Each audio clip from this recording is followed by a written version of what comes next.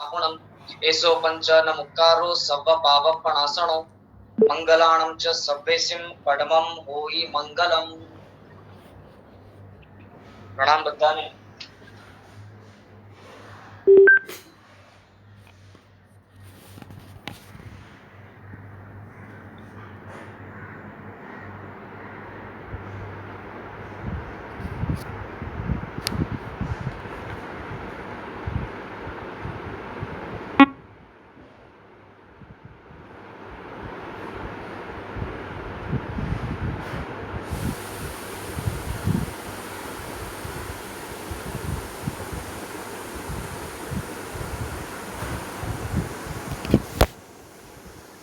પહેલા ચાર દ્રષ્ટિની અંદર સમાવિત કર્યો છે અને ત્યારબાદની જે ચાર દ્રષ્ટિઓ છે, પાંચમી સ્થિરા દ્રષ્ટિથી લઈ આઠમી નંબરની જે દ્રષ્ટિ છે ત્યાં સુધીની ચાર દ્રષ્ટિઓમાં ચોથા ગુણસ્થાનક થી લઈને 14મા ગુણસ્થાનક સુધીનો માર્ગ સંપૂર્ણ આ ચાર દ્રષ્ટિઓની અંદર સમાયેલું છે. દ્રષ્ટિઓ કુલ 8 છે. એમાંથી ચાર દ્રષ્ટિ તો માત્ર પ્રથમ ગુણસ્થાનકના વિકાસ ઉપર આધારિત છે અને એ પ્રથમની 5 દ્રષ્ટિઓનો વિકાસ જે છે એ વિવેક પૂર્વકના વૈરાગ્ય પર આધારિત છે. તાત્વિક વિવેક પૂર્વકનો તાત્વિક વૈરાગ્ય જે છે તે બે મુખ્ય ગુણ ઉપર પહેલી 5 દ્રષ્ટિઓનો વિકાસ ક્રમ મુખ્યત્વે આધારિત છે. તો ચાર દ્રષ્ટિ સુધીનો ક્રમ આપણે જોયો છે. પાંચમી દ્રષ્ટિનો ક્રમ આપણે આજે પાંચમી દ્રષ્ટિ તરફ જવા પૂર્વક સમજવાનો પ્રયત્ન કરશું. ગઈકાલે આપણે જે વિષય લીધો તે વિષય પણ ફરી આપણે કવર કરશું અને એક એક વિષયને સમજતા આગળ વધતા જશું.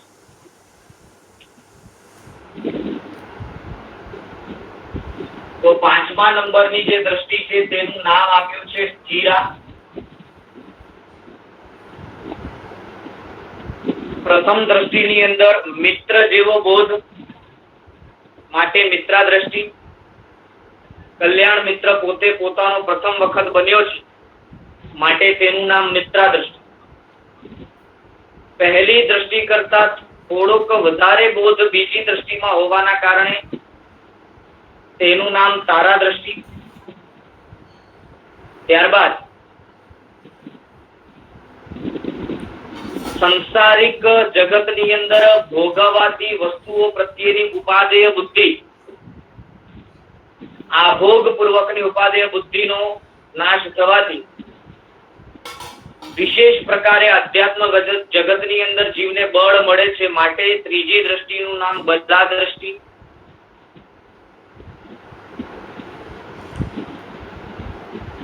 દીપક જેવો બોધ કે જે બોધ સ્થૂલ વસ્તુઓને દેખી શકાય તેવા પ્રકારના પ્રકાશ વાળો છે માટે ચોથી દ્રષ્ટિનું નામ દીપરા દ્રષ્ટિ.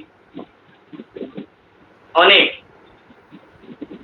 પાંચમી દ્રષ્ટિનું નામ સ્થિરા રાખ્યું. તેના પાછળનું કારણ સમજાવતા કહે છે અહીં પાંચમી દ્રષ્ટિને જે જીવ પ્રાપ્ત કરે છે તે જીવના બોધની ધારા, તે જીવ દ્વારા પામેલો બોધ જે છે તેની ધારા એક સરખી રહે છે. હે ઉપાદેયની જે સમજ તેને પ્રાપ્ત થઈ છે તે સ્થિર રહે છે, એક ધારે ટકે છે. ચોથી દ્રષ્ટિની અંદર જે ધારા હતી તે દીપક જેવી કહી. એના પાછળનું કારણ બતાવતા કહે છે કે ભાઈ મંદ પંદ પવન જ્યારે આવે ત્યારે બોધ માત્ર સ્થૂળ હોવાના કારણે, સૂક્ષ્મ બોધ નહીં હોવાના કારણે સંપૂર્ણપણે પાપમાં પાપ બુદ્ધિ હજી ચોથી દ્રષ્ટિમાં થઈ નથી અને માટે મંદ પવન વહેતા જેમ દીપકની અગ્નિ જે છે તેની જે લौ જે છે તે હલતી હોય છે અને જોરદાર પવન આવવાથી તે બુઝાઈ જાય છે. પણ અહીં પાંચમી દ્રષ્ટિમાં અવસ્થા તેવી નથી. પાંચમી દ્રષ્ટિમાં એ ઉપાદેયનો બોધ હવે માત્ર સ્થૂલ રહ્યો નથી. પાંચમી દ્રષ્ટિ પ્રાપ્ત કર્યા બાદ જીવ ક્યારે પણ હે ઉપાદેયની સમજમાં કોઈ પણ પ્રકારની ભૂલ ન કરે તેવા પ્રકારની શક્તિ, તેવા પ્રકારની તાકાત, તેવા પ્રકારનો બોધ અહીં તેને પ્રાપ્ત થયો છે. અને માટે તેનું નામ સ્થિરા તરીકે સાર્થક છે. કેમ કે બોધ સ્થિર રહે છે, ડગમગતો નથી, તેવા પ્રકારનો બોધ છે. બોધ કોની ઉપમા જેવો? તો કહ્યું રત્નની પ્રભા.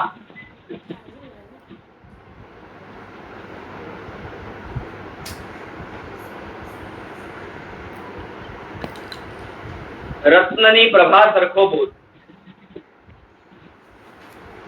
અમુક પ્રકારના એવા રત્નો હોય છે કે જે રત્નોમાંથી વિશેષ પ્રકારનો પ્રકાશ બહાર પડતો. જૂના જમાનાની અંદર શ્રાવકો, ગીતાર્થ ગુરુઓને આવા પ્રકારના રત્નો વહોરાવતા હતા કે જે રત્નોનો ઉપયોગ કરી એ ગીતાર્થ મહાત્માઓ તે રત્નની પ્રભાનો યુઝ કરીને, ઉપયોગ કરીને શાસ્ત્રોનું લેખન આદિ કરી શકે. એ રત્નમાંથી નીકળતો પ્રભા જે છે, પ્રકાશ જે છે તે અચિત હોય છે, સચિત હોતો નથી. અને માટે અચિત એવા પ્રકાશનો ઉપયોગ કરી અને મહાત્માઓ પોતે ગ્રંથ લેખન આદિનું કાર્ય રાત્રિના સમયમાં પણ વ્યવસ્થિત રીતે કરી શકે એવું શક્ય બનતું. હવે તો જો કે આવા રત્નો વાળા શ્રાવકો જ રહ્યા નથી, પણ તે સમયે એવું હતું અને માટે તેનો ઉપયોગ થતો. તો એનાથી આપણને સ્પષ્ટપણે એ પણ ખ્યાલ આવે છે કે ભાઈ અમુક પ્રકારના એવા રત્નો હતા કે જે રત્નોમાંથી વિશેષ પ્રકાશ બહાર પડતો. તે રત્નના પ્રકાશની, તે રત્નના પ્રભાની ઉપમા અહીં ધીરા દ્રષ્ટિમાં. કેમ? તો કહે છે રત્નની પ્રભા સરખો બોધ એટલા માટે કેમ કે રત્નમાંથી જે પ્રકાશ નીકળે છે તે પ્રકાશ સતત નીકળતો હોય છે, તેમાં વચમાં ત્રુટિ પડતી નથી.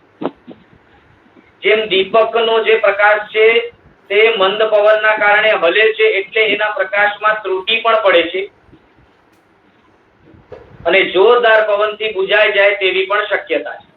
પણ રત્નના પ્રકાશમાં એવી કોઈ શક્યતા નથી. કેમ કે પવન ફૂંકાતો હોય ત્યારે પણ તેની પ્રભા જે છે એ સતત સ્થિરપણે નીકળતી જ હોય છે અને જોરદાર પવન આવે છતાં પણ તે પ્રકાશ બુઝાઈ જાય તેવા પ્રકારનો કોઈ અવસર કે સ્કોપ નથી. માટે રત્નની પ્રભા સરખો બોધ કયો કે જે બોધ નિરંતર ટકે છે, કન્ટિન્યુ રહે છે.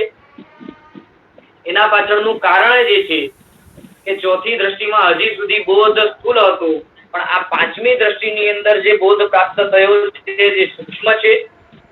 અહીં અધર્મને સ્પષ્ટપણે જીવ અધર્મ તરીકે જ સમજે છે, જાણે છે, સ્વીકારે છે અને પાપને સ્પષ્ટપણે પાપ તરીકે જ સમજે છે, જાણે છે, સ્વીકારે છે. સૂક્ષ્મ પણ કોઈ પાપ હોય તે પણ બરાબર તેની વિવેકપૂર્વકની દ્રષ્ટિથી ચૂકાઈ જતો નથી.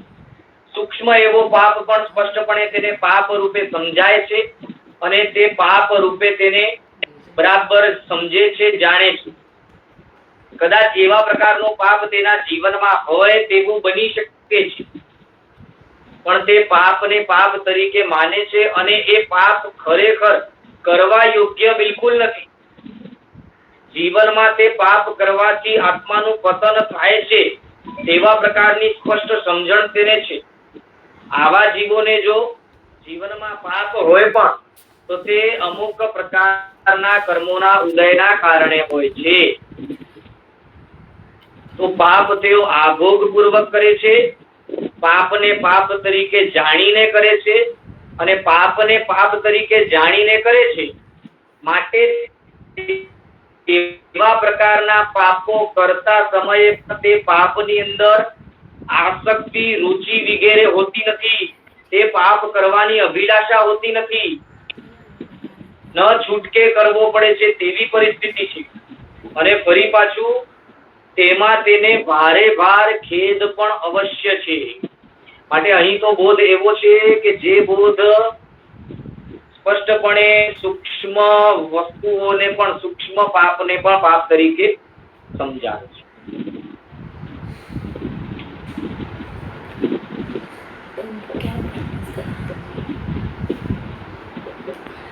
ભ્રાંતિ દોષ અહીં નષ્ટ થાય. બોધનું સૂક્ષ્મ થવું એનો અર્થ જ એ છે કે ભ્રાંતિ દોષ નષ્ટ થાય. ભ્રાંતિ દોષ નષ્ટ થાય ત્યારે જ બોધ સૂક્ષ્મ હોઈ શકે. અને માટે ગુણની પ્રાપ્તિ પૂર્વક પણ અહીંયા કહે છે કે ગુણની પ્રાપ્તિ કઈ થાય છે તો કે તત્વ સૂક્ષ્મ બોધ.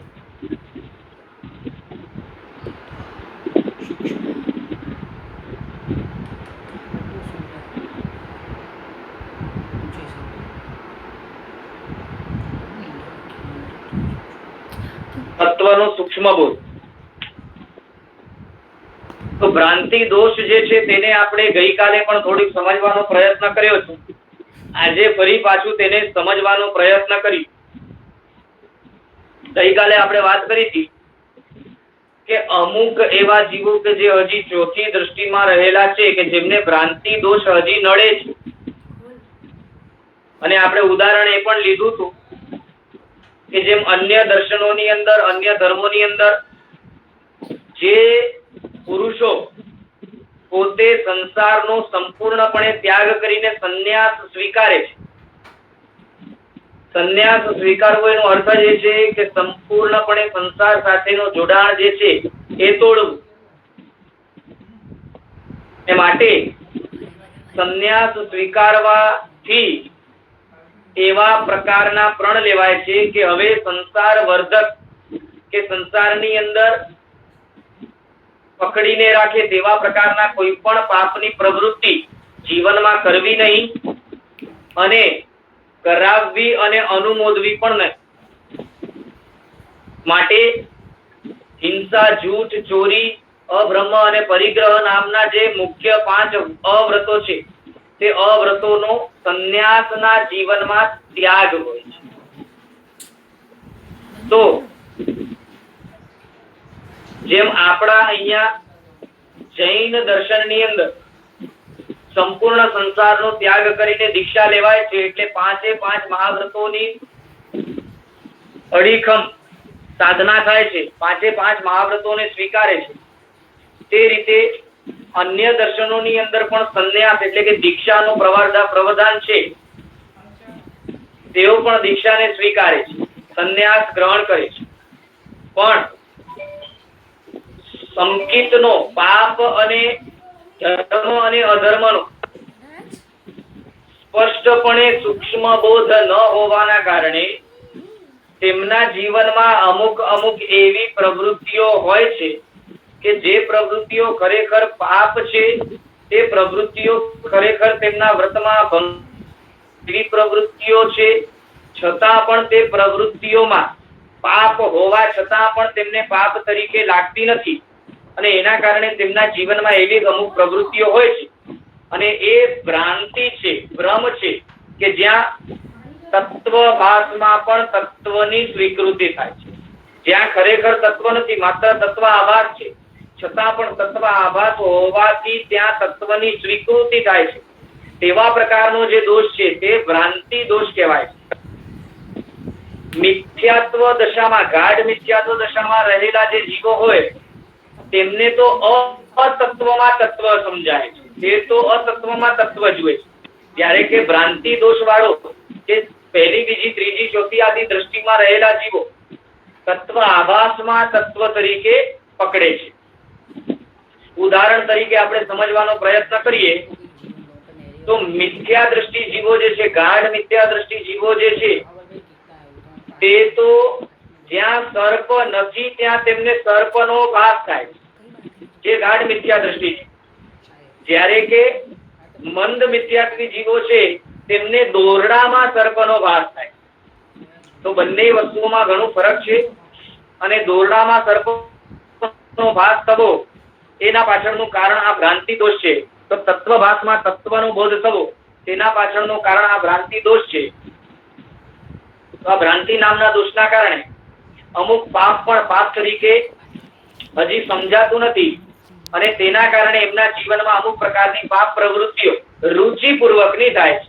કેમ કે હજી પાપને પાપ તરીકે સ્વીકાર્યું નથી, માટે તે પાપ લાગતો નથી, અને પાપ નથી લાગતો માટે તે ધર્મ તરીકે તેને સ્વીકાર કરીને તેને ધર્મ તરીકે જીવનમાં અપનાવે છે અને રુચિપૂર્વક તેવી પ્રવૃત્તિઓ કરે છે. જેમ કે ગઈકાલે આપણે વાત કરી હતી કે તેમના જીવનમાં પણ સ્નાન આદિની ક્રિયાઓ હોય છે. જ્યારે કે જૈન દર્શનની અંદર જે દીક્ષા આપે છે તે દીક્ષાની અંદર પવિત્રતાને જાળવવા માટે કઈ દેહને સ્નાનથી, પાણીથી સ્નાન પૂર્વક પવિત્ર રાખવાની વિધિ જૈન દર્શનની દીક્ષામાં નથી. પણ અમુક સંન્યાસીઓ પોતાના જીવનમાં સ્નાન આદિની પ્રવૃત્તિઓ કરતા હોય છે. એમનાથી નીચલી કક્ષામાં રહેલા બીજા સામાન્ય ગૃહસ્થ આદિની પણ ભક્તિ વગેરે કરતા હોય છે. તેમના આંગણે કોઈ ગૃહસ્થ પદાર્થો હોય તો તેમની પણ તેઓ ભક્તિ આગતા સ્વાગતા વગેરે કરે છે. તો આ બધી જે પાપ પ્રવૃત્તિઓ છે એ હજી એમના જીવનમાં ધર્મ તરીકે સ્વીકારવા પૂર્વક રુચિથી થાય છે. અને એ આ બધી જે ભ્રાંતિઓ છે, આ ભ્રાંતિમાં સંપૂર્ણપણે ત્રુટિ ક્યારે આવે તો કે આ પાંચમી દ્રષ્ટિ પ્રાપ્ત થાય એટલે ભ્રાંતિ દોષ નષ્ટ થાય, ભ્રમણા તૂટે છે. માટે આ બધા જ શબ્દો એકબીજાના પૂરક છે. ભ્રાંતિ દોષ તૂટે ક્યારે તૂટે તો કે ભાઈ સૂક્ષ્મ બોધ આવે ત્યારે જ તૂટે. સૂક્ષ્મ બોધ ક્યારે આવે તો કે ભાઈ ભ્રાંતિ તૂટે ત્યારે જ. અને સૂક્ષ્મ બોધ આવે, ભ્રાંતિ તૂટે ત્યારે જ તેને સ્થિરા દ્રષ્ટિ કહેવાય, અને ત્યાં તેની રત્નની પ્રભા સરખો બોધ. એટલે બધા શબ્દો એકબીજાના પૂરક જ છે.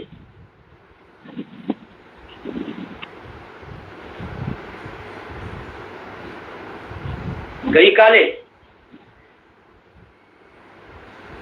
આપણે એ પણ વાત કરી હતી, આ રત્નની પ્રભા સરખો જે બોધ છે તે બોધને 5 જુદા જુદા વિશેષણોથી સંબોધિત કર્યા છે. એમાં ગઈકાલે આપણે ફર્સ્ટ નંબરનું જોયું હતું, પાંચમી દ્રષ્ટિનો બોધ અપ્રતિપાતી છે. તેનું ફરી એક વખત એક્સપ્લેનેશન લઈ લઈ. અપ્રતિપાતી એટલે કે પ્રતિપાત એટલે પતન, પડવું તે, અને અપ્રતિપાત એટલે પડવાથી અટકવું તે. પાંચમી દ્રષ્ટિ પ્રાપ્ત કરેલા જીવોનો બોધ એવો છે જે બોધ પામ્યા બાદ જીવ એવા પ્રકારનો કોઈ કર્મનો બંધ કરતો નથી કે જે કર્મનો બંધ એને જીવનમાં ઉદયમાં જ્યારે આવે ત્યારે ધર્મથી પાડે. એવા પ્રકારનો કોઈ કર્મ બંધ તે હવે આ દ્રષ્ટિમાં આવ્યા પછી આ દ્રષ્ટિની હાજરીમાં એવો કોઈ પણ પ્રકારનો કર્મબંધ તે કરતો નથી. કેવો કર્મબંધ? જે કર્મબંધ જ્યારે બંધાય અને ઉદયમાં આવે ત્યારે એને ધર્મથી પાડીને અધર્મ તરફ લઈ જાય, તેવા પ્રકારના કર્મનો બંધ અહીં આ દ્રષ્ટિની હાજરીમાં જીવ કરતો નથી. એટલે આ દ્રષ્ટિની હાજરીમાં એના દ્વારા કરાતો કર્મબંધ એને પાડી શકે, એનું પતન કરી શકે તેવા પ્રકારનો હોતો નથી. માટે તેને વિશેષણમાં અપ્રતિપાતી તરીકે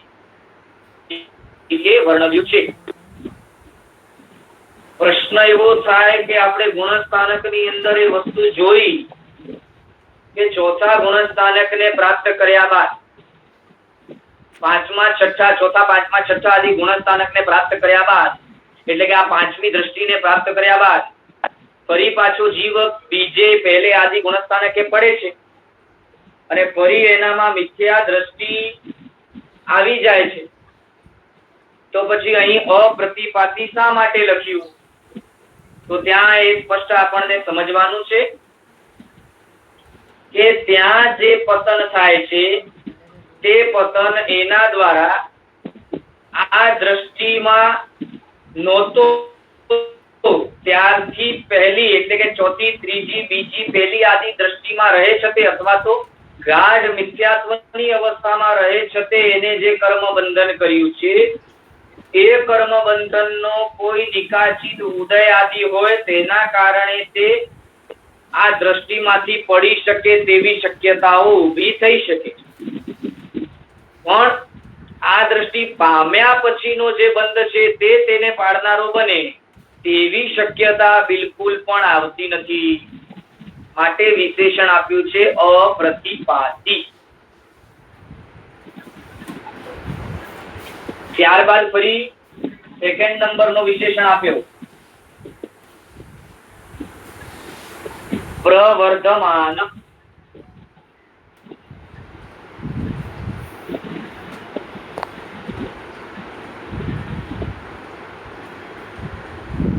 કોઈ પણ કર્મનો જ્યારે જીવ બંધ કરે છે તો તે બંધાતા કર્મોની અંદર કાં તો અશુભ કર્મોનું બંધ થાય છે, કાં તો શુભ કર્મોનું બંધ થાય છે.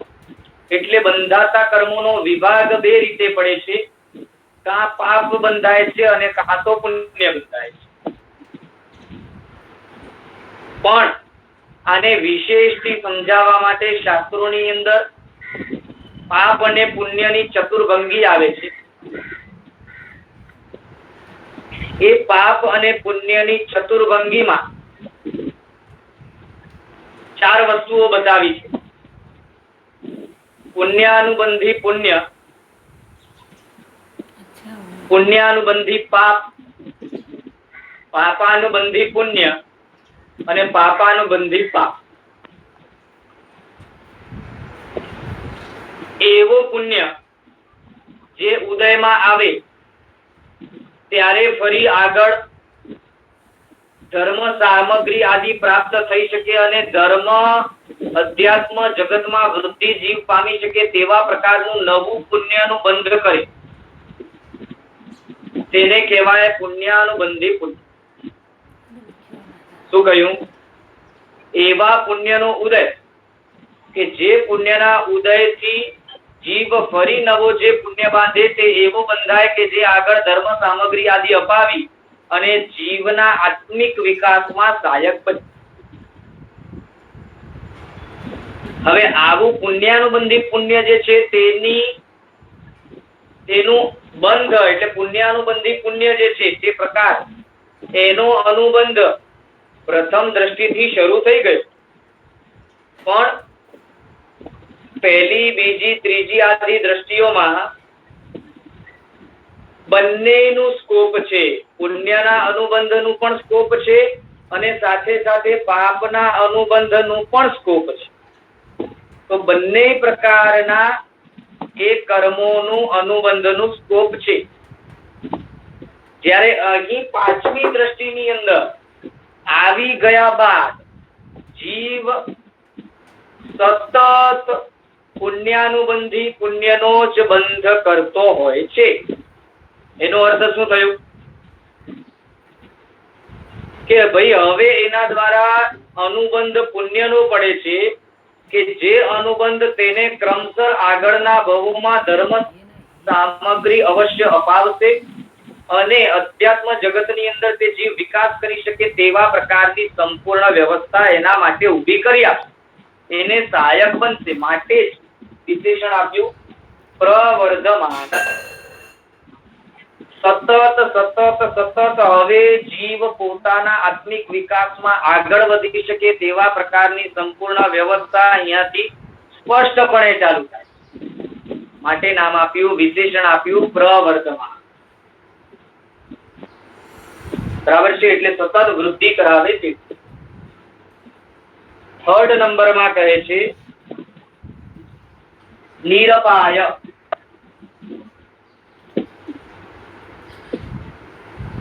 નિરઅપાય એટલે કે આ સ્થિરા દ્રષ્ટિની અંદર રહેતે છતે જીવ નબળી અવસ્થાઓને કે નબળા ભવોને હવે અહીંથી પામે તેવું શક્ય બનતું નથી. એટલે કે પાંચમી દ્રષ્ટિની હાજરીમાં જો એના જીવનમાં એના આવનારા આયુષ્ય વગેરેનો બંધ થાય તો અવશ્ય તે આયુષ્યો સદગતિના જ બંધાશે અને સાથે સાથે એના દ્વારા કરાયેલું પુણ્ય બંધ જે છે તે એને ભૌતિક સુખ સામગ્રી પણ વિશિષ્ટ માટે ભોગવવા માટે ભૌતિક સુખો પણ એને વિશિષ્ટ પ્રકારના ઓટોમેટિકલી પ્રાપ્ત થાય છે. એટલે એના જીવનમાં અમુક પ્રકારના વિશેષ ભૌતિક સુખો પણ ઓટોમેટિકલી તે પુણ્યના કારણે એને પ્રાપ્ત થાય છે અને નબળી અવસ્થા પ્રાપ્ત થાય તેવા પ્રકારનો બંધ તેને પડતો નથી. માટે વિશેષણ આપ્યું નિરપાય. એને જો કદાચ આ દ્રષ્ટિ પામી ગયા બાદ નરક આદિના ભવોમાં જવું પડે, જેમ કે શ્રણિક મહારાજા છે, શાહિક સંકિતના ધણી છે. શાહિક સંકિતના ધણી હોવા છતાં પણ તેમને નરકમાં જવું પડ્યું છે અને હમણાં નરકમાં છે. તો ખાસ કરીને સમજવું કે તેવા પ્રકારનો બંધ એમનો આ દ્રષ્ટિમાં આવ્યાથી પહેલા થઈ ગયેલો છે. આ દ્રષ્ટિની હાજરીમાં જો બંધ કરે તો તેવો બંધ ક્યારેય નથી. માટે જ તેને નિરપાય કહ્યું. માટે જે જીવો સંકિત હોવા છતાં પણ નબળી અવસ્થાઓને હમણાં ભોગવી રહ્યા છે, કૃષ્ણ મહારાજા, શ્રણિક મહારાજા વગેરે છે, તેઓ માટે ખાસ સમજવું કે તેમણે આ દ્રષ્ટિ પામતાથી પહેલા અથવા મિથ્યાત્વાદી દશાઓમાં તે આયુષ્યનો બંધ કર્યો છે.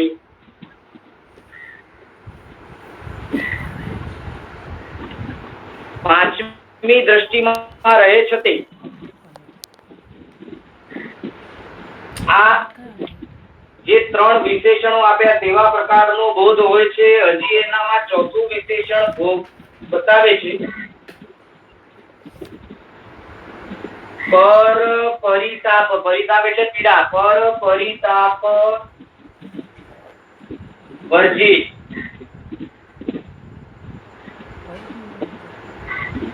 પર પરિતાપ વર્જિત એની સાથે સાથે જ આગળ છે સંતોષ આપનાર. કન્ટિન્યુમાં પર પરિતાપથી વર્જિત સંતોષ આપનાર. આ દ્રષ્ટિમાં રહેલા જીવોના જીવનમાં વર્તન એવો હોય કે જેના કારણે બીજાના જીવનમાં કોઈ પણ પ્રકારનું દુઃખ પોતાના કારણે ન આવી જાય તેવા પ્રકારની સતત કાળજી. એમના જીવનમાં એમનું વર્તન એવું હોય કે જેના કારણે બીજાઓને કોઈ દુઃખ ના આવે. કદાચ કોઈ દુઃખથી સળવળતા હોય તો યથાશક્તિએ તેમના દુઃખને દૂર કરવાનો પ્રયત્ન પણ હોય. સાથે સાથે એમનો વ્યવહાર એવો હોય કે વ્યવહાર જોતાની સાથે જ સામેવાળો જીવ એમના સાથે વિશેષ પ્રકારનો સંબંધ એનો બંધાય અને એને લાગણી ઉત્પન્ન થાય તેવા પ્રકારે વ્યવહાર કરતા. ટૂંકમાં એ ઉપાદેયનો બોધ સ્પષ્ટ હોવાના કારણે નીચલી કક્ષામાં રહેલા એવા જીવો પણ એવા જીવોના જીવનમાં રહેલા દોષોને પણ જોઈને તેઓ અકળાતા નથી. ભયંકર દુર્ગુણોને દોષોને જોઈને પણ તે દોષોને સહન કરી શકે તેવા પ્રકારની શક્તિ આવા જીવોમાં અવશ્ય હોય છે. નીચલી કક્ષામાં રહેલા જીવોના જીવનમાં રહેલા દોષોને નિગ્લેક્ટ કરીને એમના જીવનમાં વિશેષ પ્રગતિ કઈ રીતે થાય તેવા પ્રકારનું બરાબર દયા કરુણા પૂર્વકનો ભાવ આ પ્રણિધાન પામેલા એટલે કે સંપૂર્ણપણે 100% પ્રણિધાન પામેલા જીવો આ દ્રષ્ટિની અંદર હોય. પ્રથમ દ્રષ્ટિની અંદર જીવ પ્રણિધાન પામ્યો હતો, માટે અશુદ્ધ વ્યવહારને પ્રથમ દ્રષ્ટિમાં પ્રણિધાનને સ્વીકાર કરે છે, જ્યારે કે શુદ્ધ વ્યવહારને તો ત્રીજી દ્રષ્ટિમાં પ્રણિધાનને સ્વીકાર કરે છે, કેમ કે ત્રીજી દ્રષ્ટિમાં જ ખરેખર ઉપાદેય બુદ્ધિ સંસાર પૂર્વક સંસાર તરફની ગઈ છે. પણ નિશ્ચય નહીં તો ખરેખર આ પાંચમી દ્રષ્ટિમાં પ્રણિધાનને સ્વીકાર કરે છે, કેમ કે સંપૂર્ણપણે પ્રણિધાન આ પાંચમી દ્રષ્ટિમાં આવ્યો છે. અને માટે જ પર પરિતાપથી વર્જિત સંતોષ આપનાર આ વિશેષણ અહીં આપ્યું. એમના જીવનમાં વર્તન એવું હોય કે બીજાને સંતોષ આપનારો બને, એમના દ્વારા બીજાઓને અપાતો અનુશાસન પણ એવો અનુગ્રહ વાળો હોય, પ્રેમ વાત્સલ્ય વાળો હોય કે બીજા જીવો એમના હૃદયને તેઓ સ્પર્શી જાય. આવા પ્રકારનો વ્યવહાર તેમનો પોતાના જીવનમાં હોય છે. આ દ્રષ્ટિને પામી ગયેલા જીવો, વિચાર કરો કેટલી સૂક્ષ્મ રીતે શાસ્ત્રોની અંદર એક એક દ્રષ્ટિ પામતા જતા જીવોના વિષયમાં વિશેષ પ્રકારનું આપણને સૂક્ષ્મ રીતે કેવા કેવા જીવો હોય, કેવા કેવા તેમનામાં ગુણો હોય, તે બધું આપણને બતાવ્યું. ખરેખર ત્યારે આપણને થાય કે કદાચ જો આ જૈન દર્શન આપણને મૂર્તિ ન મળ્યો હોત તો આવા પ્રકારના સૂક્ષ્મ બોધને, સૂક્ષ્મ વચનોને આપણે કઈ રીતે જીવનમાં સમજી શક્યા. સૂક્ષ્મને તો એક વખત છોડો, સ્થૂળ સમજણ પણ વાસ્તવિક સત્ય જે છે, વાસ્તવિકતા જે છે, જગત સત્ય જે છે, તે જગત સત્ય પણ જૈન દર્શન ન મળ્યું હોત તો આપણે કઈ રીતે પામ્યા હોત, અને પરમાત્માની વાણીમાં રહેલો આ સિદ્ધાંત બોધ કઈ રીતે આપણને મળ્યો હોત, તેવા પ્રકારનો સ્પષ્ટ વિચાર આપણને થવો જ. 5મા નંબરમાં કહે છે, મેં જે વાત કરી તે પ્રણિધાન યોની વાળો.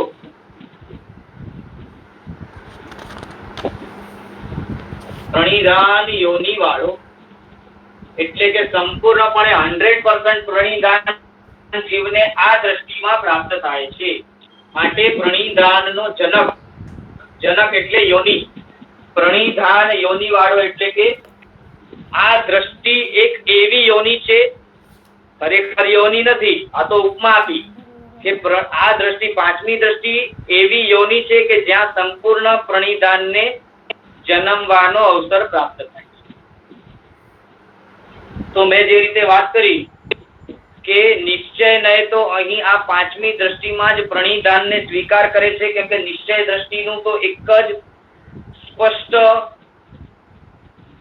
ગ્રહણ એવો છે કે ભાઈ જેવા પ્રકારનો તમારો માનસ હોય તેવા પ્રકારની પરિણતિ પણ હોવી જોઈએ. તો સંસાર પ્રત્યેની સંપૂર્ણ અરુચિ આ દ્રષ્ટિમાં છે, માટે નિશ્ચય ને પ્રણિધાન અહીં સ્વીકાર કરવા માટે તૈયાર છે. માત્ર સંવર નિર્જરા જ ખરેખર પાળવા યોગ્ય છે, આદરવા યોગ્ય છે, ગ્રહણ કરવા યોગ્ય છે. આશ્રવ બંધ એ બધું હેય છે.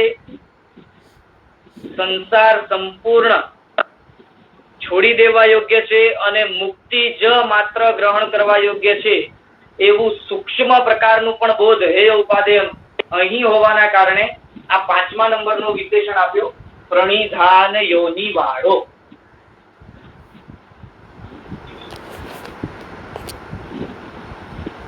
તો આ રીતે અહીં રત્નની પ્રભા પ્રકાશ તીરા દ્રષ્ટિના બોધને 5 વિશેષણો પૂર્વક સમજૂતી આપણને આપી.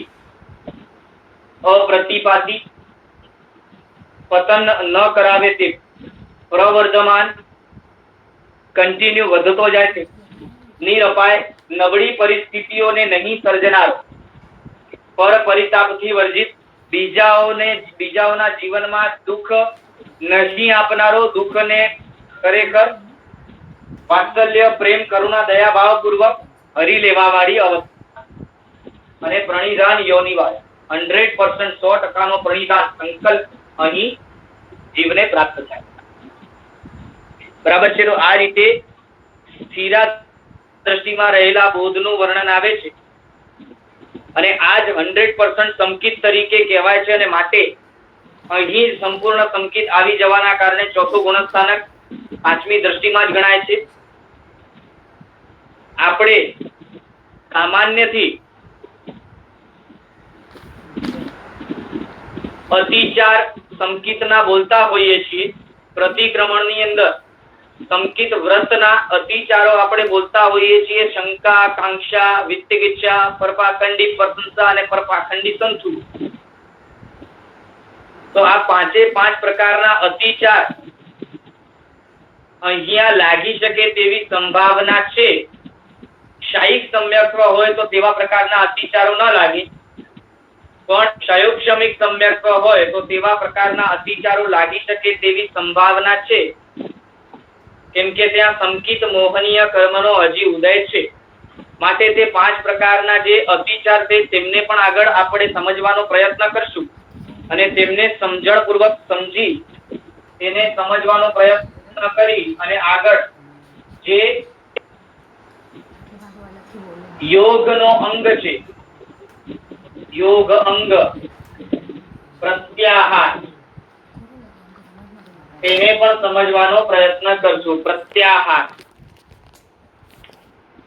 હજી સુધી પહેલી દ્રષ્ટિમાં યમ, બીજી દ્રષ્ટિમાં નિયમ, ત્રીજી દ્રષ્ટિમાં સુખાસન, ચોથી દ્રષ્ટિમાં પ્રાણાયામ અને પાંચમી દ્રષ્ટિમાં પ્રત્યાહાર. 21 તારીખે ઇન્ટરનેશનલ યોગા ડે છે. આ યોગનો ખરો અર્થ આ છે, પણ તે ખરેખર આપણે સમજી શક્યા નથી અને માત્ર શારીરિક યોગ પૂર્વકનું જીવનમાં આપણે ગ્રહણ કરીએ છીએ. શારીરિક કસરત જે છે તેને જ યોગ તરીકે સ્વીકારીને ગ્રહણ કરીએ છીએ, પણ ખરેખર યોગ આ છે અને યોગ જીવનમાં આ રીતે હોવો જોઈએ તેવા પ્રકારનો બધાનો પ્રયાસ શરૂ થવો છે. પ્રશ્નોત્તરી તરફ આપણે આગળ વધીએ. જેમને પણ પ્રશ્નો હોય તે પૂછી શકશે હેન્ડ રેઝ કરીને અથવા તો ચેટની અંદર લખીને. એક પ્રશ્ન છે, આ કાળમાં સંકિત થવું બહુ ડિફિકલ્ટ છે કે તમે જેવી સરળતાથી સમજાવ્યું એવું સરળ છે? જો ખરેખર આપણો અંશથી પણ લક્ષ્ય બંધાઈ જાય તો પછી સંકિત પામવું ખરી રીતે અઘરું નથી. પણ આ જગતમાં જે સત્ય રહેલો છે ને તે સત્યને આપણને પ્રાપ્ત થયેલા ઉત્કૃષ્ટ એવા શ્રેષ્ઠ એવા આલંબનની ગેરહાજરીમાં પ્રાપ્ત કરવું અતિશય કઠિન છે. આપણા બધાનું સૌભાગ્ય છે કે પરમાત્મા અરિહંત એવા દેવ મળ્યા છે, ગીતાર્થ ગુરુ એવા સદગુરુ મળ્યા છે અને અનેકાંતવાદ જેવા સિદ્ધાંતને ધરાવનારો એવો ધર્મ આપણને મળ્યો. જો આ ન મળ્યું હોય તો જીવનમાં સંકિત પામવું ખરેખર લોખંડના ચણા ચબાવવા જેવું છે. પણ આપણે મહાભાગ્યશાળી છીએ કે પરમાત્મા, ગુરુ અને ધર્મ ત્રણેય આપણને લોકોત્તર પ્રાપ્ત થયા છે કે જેના કારણે આપણા જીવનમાં ખરેખર આપણે પ્રયત્ન કરીએ તો સંકિત પામવું સામાન્ય રીતે આપણા માટે લૌકિક પ્રવાહની અપેક્ષાએ ઈઝી પડે છે. આગળ પ્રશ્ન છે, સમ્યક્ત્વ પ્રાપ્ત થવાથી જીવ જે ખોટી માન્યતા ના કારણે કર્મ બાંધતો હતો તે બંધ થાય છે. હવે માત્ર મન, વચન અને કાયાથી જ કર્મ બાંધે છે. નાજી, સંકિત પામી ગયો માટે માત્ર મિથ્યાત્વના કારણે કર્મ બંધાતા હતા અને તેમાં જે રસ વિશેષ પ્રકારનો વળતો હતો તે બંધ થયો. પણ હજી અવીરતીના કારણે કર્મ બંધન ચાલુ છે, કષાયોના કારણે કર્મ બંધન ચાલુ છે, પ્રમાદના કારણે કર્મ બંધન ચાલુ છે, સાથે સાથે યોગના એટલે કે મન, વચન, કાયાના કારણે પણ કર્મ બંધન ચાલુ છે. એટલે કર્મ બંધન તો હજી સતત ઘણું ચાલુ છે, પણ મુખ્ય કારણ જે હતું ને કે જે કારણ જો ન તૂટે તો આગળના કારણો પણ ન તૂટી શકે તેવું મિથ્યાત્વ નામનું કારણ અહીં તૂટે છે. માટે મિથ્યાત્વ કારણે બંધાતા કર્મ અટકે છે. પણ અવીરતી, કષાય, પ્રમાદ અને યોગ દ્વારા હજી કર્મોનું બંધન ચાલુ છે તે પણ આગળ જતા અટકી શકે જેમ જેમ જીવ એક એક હજી આગળ ગુણસ્થાનક વધતો જાય, જેમ કે પાંચમો છઠ્ઠો આદિ ગુણસ્થાનક આગળ વધતો જાય તેમ તેમ તે પ્રમાદ, કષાય અને આ અવીરતી આદિના કારણે પણ બંધાતા કર્મો ધીરે ધીરે ધીરે ધીરે નબળા પડતા જાય છે.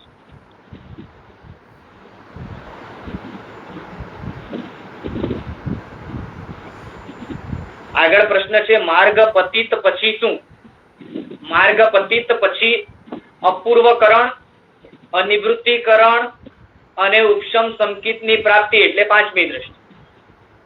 ચોથી દ્રષ્ટિની અંદર આ માર્ગ પતિત એટલે ત્રીજી દ્રષ્ટિ, ત્યારબાદ ચોથી દ્રષ્ટિની અંદર અપૂર્વકરણ અને અનિવૃત્તિકરણ અને પાંચમી દ્રષ્ટિમાં ઉપશમ આદિ સંકિત.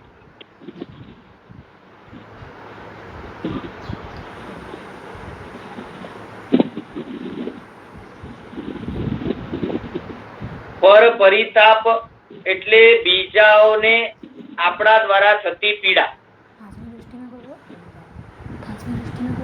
વ્યવહાર નયમાં પ્રણિધાન કેમ પહેલા સ્વીકાર્યો છે તેવો એક પ્રશ્ન છે.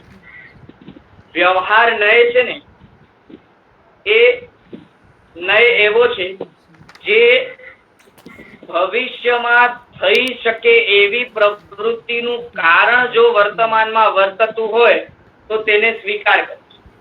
તો અહીંયા આપણને સમજવાનું છે કે પહેલી દ્રષ્ટિમાં પણ અંશથી જે પ્રણિધાન પ્રાપ્ત થયું છે તે પ્રણિધાન ભવિષ્યમાં જીવને અવશ્ય 100% પ્રણિધાન સુધી લઈ જ જશે અને પાંચમી દ્રષ્ટિ પમાડશે, કેમ કે ત્યાંથી જ પુણ્યાનુબંધી પુણ્ય પામી શકે, બાંધી શકે તેવા પ્રકારની વ્યવસ્થા શરૂ થઈ ગઈ. માટે કાર્ય જે છે એટલે કે સંપૂર્ણ પ્રણિધાન પામવાનું કાર્ય છે એમાં કારણનો ઉપચાર કરીને, અંશનું પ્રણિધાન છે તે કારણ છે તો કાર્યમાં કારણનો ઉપચાર કરીને વ્યવહાર ને પ્રથમ દ્રષ્ટિમાં પણ પ્રણિધાનને સ્વીકારે છે.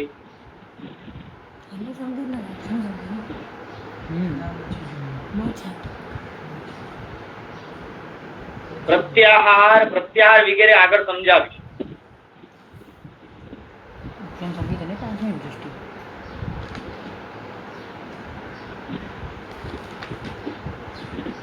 એક પ્રશ્ન એવો છે કે જો આપણે કોઈ દ્રષ્ટિમાં ન હોઈએ અને દ્રષ્ટિ થી નીચે પડેલા હોય તો પુણ્યાનુબંધી પુણ્યની શક્યતા નથી? નાજી, જો આપણે અપુનર્બંધક આદિ દશાઓથી નીચે હોઈએ, પ્રથમ દ્રષ્ટિથી પણ નીચે હોઈએ તો પુણ્યાનુબંધી પુણ્યની શક્યતા નથી. અનુબંધ તો પાપનો જ પડે.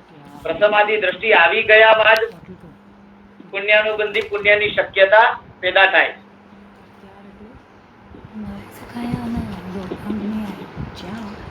પ્રત્યાહાર વિશે આવતીકાલે આપણે સમજીશું.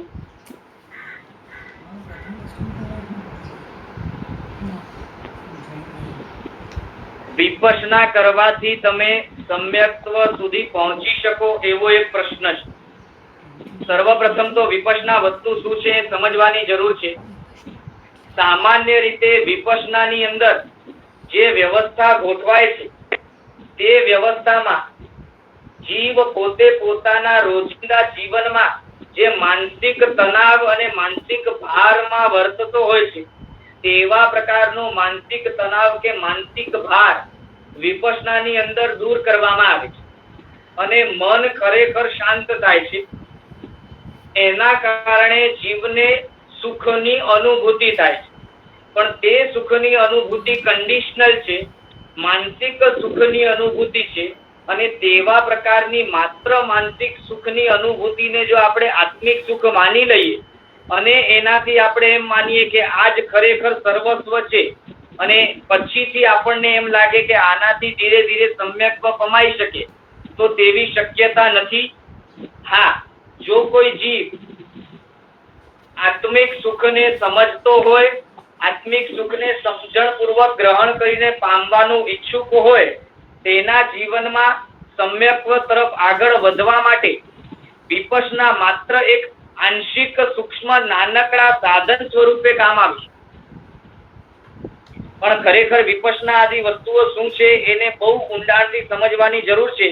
નહીં તો મોટે ભાગે લોકો માત્ર માનસિક સુખ શાંતિને સંપૂર્ણ અને સર્વસ્વ માની બેઠે છે અને એના કારણે મિથ્યાત્વ તો એઝ ઇટ ઇઝ અકબંધ જ રહે છે.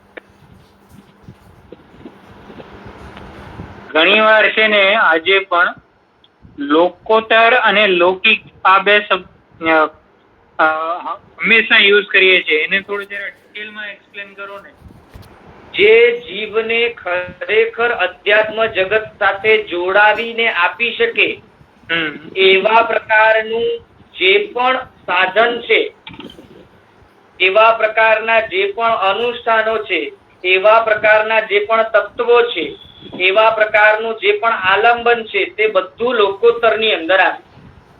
સામાન્યથી એમ સમજવું કે જ્યાં ખરેખર અમુક પ્રકારના સિદ્ધાંતોનું ભંગ થતું હોય તે લૌકિક છે, પણ સિદ્ધાંતોનું ભંગ ન થતું હોય અને તેવા પ્રકારના અનુષ્ઠાનો આદિ તત્વો આદિનું સહાય આલંબન વગેરે લઈ આપણે જીવનમાં આત્મિક ગતિ કરી શકીએ તેવી બધી જ લોકોત્તર વસ્તુઓ કહેવાય.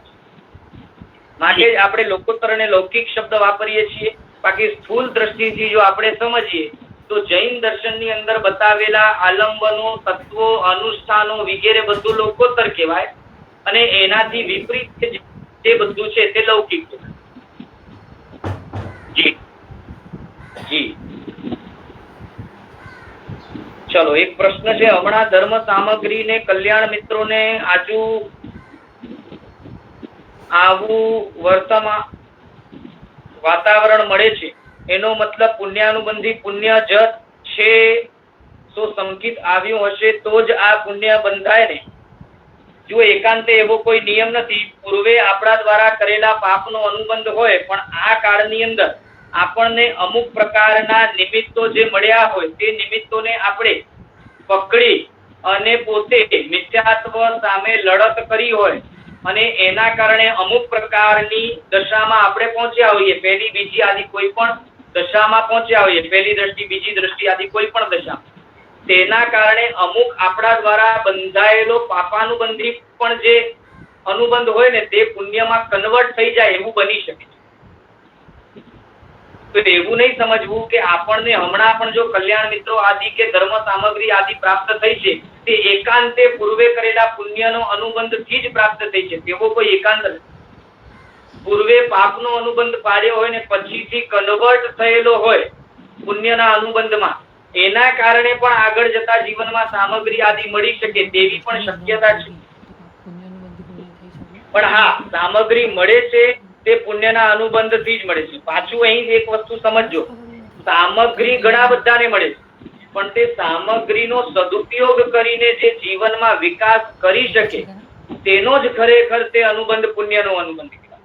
બાકી સામગ્રી ઘણા બધાને મળી પણ તે સામગ્રીનો ઉપયોગ કરી અને આગળ જીવ વધી ન શક્યો, પણ ત્યાં ને ત્યાં જ રહ્યો છે, તો તેના માટે એ બધો કઈ પુણ્યનો ઉદય ન કહેવાય, પુણ્યાનુબંધી ન કહેવાય. શાસ્ત્રોમાં તો એટલે સુધી પણ વચનો આવે છે કે મોટે ભાગે જીવોને ક્યારેક જીવનમાં સામગ્રી મળે છે ને તો તે સામગ્રીનો ઉપયોગ કરીને જીવનમાં વિશેષ પ્રકારનું પતન સર્જે છે. એવું પણ બને છે.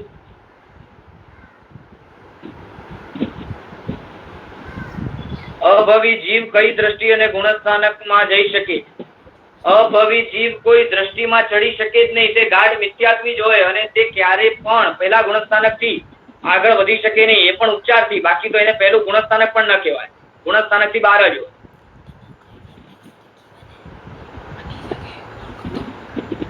ભાવિકભાઈ બોલો. પ્રણામ નીરવભાઈ. પાંચમી દૃષ્ટિમાં હજી સુધી ચોથા ગુણસ્થાનકમાં હોય તો માન્યતાની વાત છે, આચરણની નથી. અને અગર કોઈ સંસારી જીવ હોય તો એ બીજાને પીડા આપ્યા વગર રહે પણ નહીં શકતો ને, તો એમને કેવી પ્રકારની પીડાની વાત નથી. અહીં જે પીડાની વાત છે ને એ પીડાની વાત કેવી છે તો કે જે હીન ગુણી આદિ જીવો હોય તે હીન ગુણી જીવોના પ્રત્યેનો વ્યવહાર જે છે એ વ્યવહારની અપેક્ષાની વાત. અને પાછું એના જીવનમાં જે સંસારની અંદર આરંભ સમારંભના કાર્યો પણ છે ને એ કાર્યો કરતા પણ એ જે પીડા આપે છે તે પીડા રુચિપૂર્વક નથી આપતી. પાંચમી દ્રષ્ટિમાં રહેલો છે તે અરુચિપૂર્વક જ આપે છે. અને સાથે એનો ભારે ભાર એને એના જીવનમાં ખેદ હોય છે. બરાબર છે? થોડુંક વેર સમજાવો ને. જો આપણે ફર્સ્ટ નંબરમાં દ્રષ્ટિમાં પ્રણિધાનની વાત કરી હતી અને તે પ્રણિધાન આવે એટલે જે ગુણી પ્રત્યેનો અદ્વેષ જે છે તેની આપણે વાત કરી. તો એ ગુણ પ્રત્યેનો અદ્વેષ જે છે ને તે ત્યાં અંશથી શરૂ થયો હતો. અહીં પાંચમી દ્રષ્ટિમાં તેની પરાકાષ્ઠા હોય એવું સમજાવવા માંગે છે. ખ્યાલ આવે છે? જી હા, ખ્યાલ આવે. અને સાથે સાથે આરંભ સમારંભ ની પણ આપણે જે વાત કરી તે પણ રુચિપૂર્વક નથી થતું, તે પણ ખેદપૂર્વક થાય છે. બરાબર છે? ગ્રહસ્થ હોય, શ્રાવક અવસ્થામાં હોય, ગ્રહસ્થ અવસ્થામાં હોય ત્યારે એ પોતે આરંભ સમારંભ તો અવશ્ય કરે છે, કેમ કે સંસારમાં આરંભ સમારંભ વગર જીવી શકે તેવી શક્યતા નથી. પણ છતાંય તે તેના જીવનમાં એ આરંભ સમારંભ ખેદપૂર્વક કરે છે. એટલે કે એ ભાર એને દુઃખ છે કે આ જીવનમાં મારા જીવનમાંથી આ ક્યારે નીકળે, આનાથી હું ક્યારે છૂટી શકું, તેવા પ્રકારની સ્પષ્ટ એની વિચારણા હોય છે.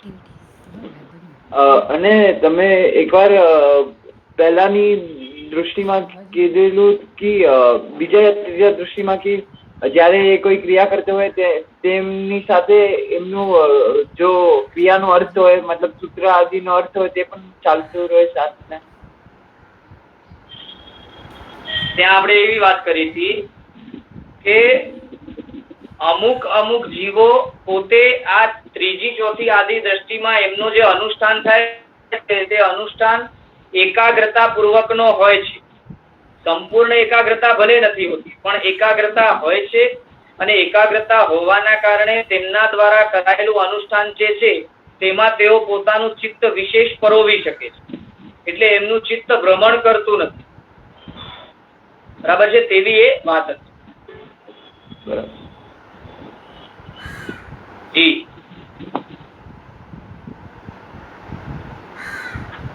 એક પ્રશ્ન એવો છે, વિપશ્યનામાં પણ આત્માની ઓળખ બતાવે છે. આત્માની ઓળખ થવી જુદી વસ્તુ છે, આત્માના સુખની ઓળખ થવી જુદી વસ્તુ છે. આત્મા અને આત્માના સુખની ઓળખ થયા બાદ તેની અનુભૂતિ થવી એ જુદી વસ્તુ છે.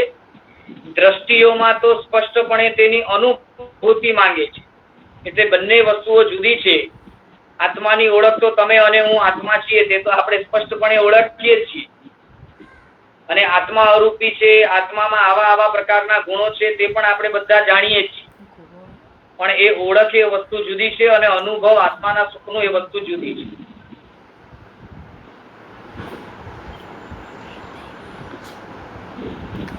જેમને પણ લખવું હોય તેઓ બોર્ડ ઉપરથી લખી શકશે.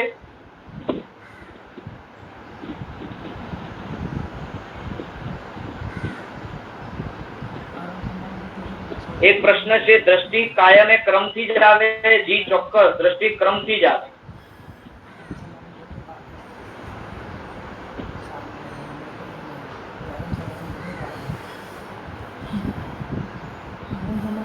એક પ્રશ્ન એવો છે કે વ્યવહાર ને નિશ્ચય ને એમાં પણ વળી અશુદ્ધ શુદ્ધ વગેરે જે છે એ શું છે? એ વિષય ઘણો જ ઊંડો છે અને ઘણો જ બધો વિવેચન માંગે તેવો વિષય છે. અને ખરી રીતે તો સંપૂર્ણપણે હજી તે વિષયમાં હું પણ સંપૂર્ણ એ વિષયને ભણી શક્યો નથી. હજી એ મને પણ ભણવાનું બાકી. એ વિષય તો બહુ જ ઊંડો વિષય છે.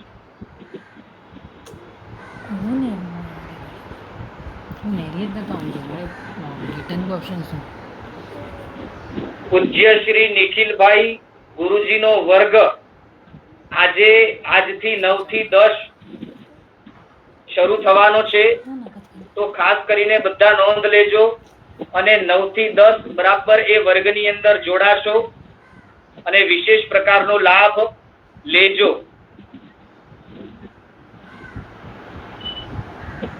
ઘણા બધા પ્રશ્નો હજી છે, હેન્ડ રેઝ છે. આપણો સમય થવા આવ્યો છે. 1-2 પ્રશ્નો લઈ અને પછી આપણે અહીં પૂર્ણ કરીએ. પ્રીતિબેન બોલો. જી જોરથી બોલો. અપ્રતિપાતિકમાં જે જીવ હોય એ પુણ્ય પાપની ચૌપંક્તિમાંથી ખાલી પુણ્યનું બંને પુણ્ય જ બાંધે, પણ એના જીવનમાં પાપ તો હોય જ ને, તો એનો બંધ થાય ને. પાંચમી દ્રષ્ટિમાં જે જીવ હોય તેના જીવનમાં પાપ અવશ્ય હોઈ શકે છે, અને તેના જીવનમાં જો પાપ હોય તો પાપનો બંધ પણ અવશ્ય હોય. પણ અહીંયા બંધની વાત નથી કરતા, અહીંયા અનુબંધની વાત કરે છે. પાપ બંધાય છતાં પણ અનુબંધ તો પુણ્યનો જ પડે. એનો અર્થ એ છે કે પાપ બંધાય પણ તે પાપનો જ્યારે ઉદય આવે ને તો એની સદબુદ્ધિ ત્યારે ખીલેલી હોય, અને તે સદબુદ્ધિનો ઉપયોગ કરી તે પાપના ઉદય સમયે પણ તે જીવ ખરેખર ધર્મમાં વૃદ્ધિ પામતો હોય. Thank you. જી આભાર.